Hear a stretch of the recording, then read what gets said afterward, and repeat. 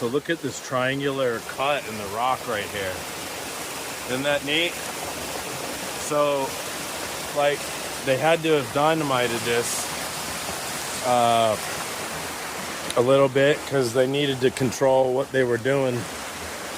There's some planks over there, and there's these obelisks. I don't know what they were for, but it looks like maybe they were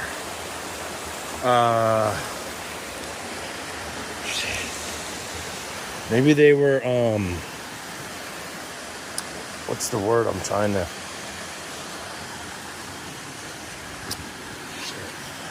Maybe they were, stonemasons and stuff, obviously. This stuff always gets me. I want to get back here. See, they did all this, man. This looks natural, but it's not. It's human engineering. Part of it is. Part of it's God. Part of it's human.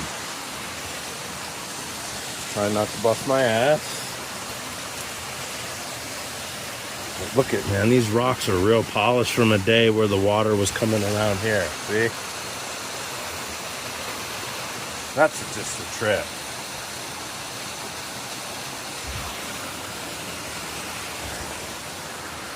Oh, man.